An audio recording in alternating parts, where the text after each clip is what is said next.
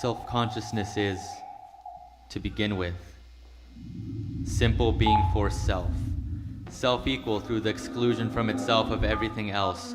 For it, its essence and absolute object is I, and in this immediacy, or in this mere being of its being for self, it is an individual. What is other for it is an unessential, negatively characterized object. But the other is also a self-consciousness. One individual is confronted by another individual, appearing thus immediately on the scene. They are for one another like ordinary objects, independent shapes, individuals submerged in the being or immediacy of life. For the object in its immediacy is here determined as life. They are for each other shapes of consciousness, which have not yet accomplished the movement of absolute abstraction, the rooting out all immediate being and of being merely and purely negative being for self-identical consciousness. In other words, they have not as yet exposed themselves to each other in the form of pure being for self, or as self-consciousnesses. Each is indeed certain of its own self, but not of the other, and therefore its own self-certainty still has no truth. For it would have truth only if its own being for self had confronted it as an independent object, or what is the same thing if the object had presented itself as this pure self-certainty. But according to the notion of recognition, this is possible only when each is for the other what the other is for it, only when each in its own self through its own action, and again through the action of the other achieves this pure abstraction of being for self.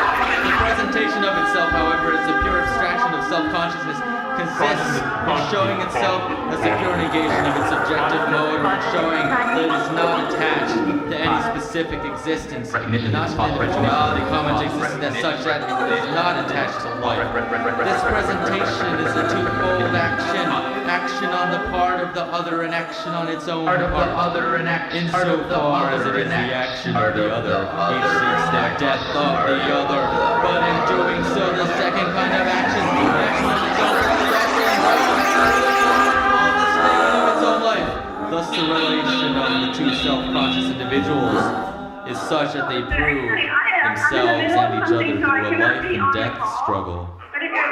They must engage in the struggle, for they must raise their certainty of being for themselves the truth, both in the case of the other and in their own case. And it is only through staking one's life that freedom is won. Only thus is it proved that for self-consciousness, its essential being is not just being, not the immediate form in which it appears, not it submerges in the expanse of life, but rather there is nothing present in it which cannot be regarded as a vanishing moment. That is only pure being for self. The individual who has not risked his life may well be recognized as a person, but he has not attained to the truth of this recognition as an independent self-consciousness. Similarly, just as each takes his own life, so as each other seek others' death, for it values other no more than itself. Its essential being is present to it in the form of another. It is outside of itself and must rid itself of its self-externality. The other is an immediate consciousness entangled in a variety of relationships, and it must arise out of this as a raw being for self. It is an absolute negation. This trial by death, however, does away with the truth which is supposed to issue from it. And so too with the certainty of self generally. For just as life is a natural setting of consciousness, independence without absolute negativity, so death is a natural negation of consciousness. Negation without independence, thus remains without the required significance of recognition.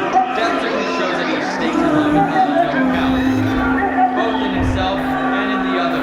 But that is not for those who survive this struggle. They put an end to their consciousness in its alien setting of natural existence. That is to say, they put an end to themselves, and are done away with as extremes, wanting to be for themselves, or to have an existence of their own. But with this there vanishes from their interplay the essential moment of splitting into extremes with opposite characteristics, and the middle term collapses into a lifeless unity which is into lifeless unity on opposed extremes, and the two do not reciprocally give and receive one another back from each other consciously, but leave each other free only indifferently, like things. Their act is an abstract negation.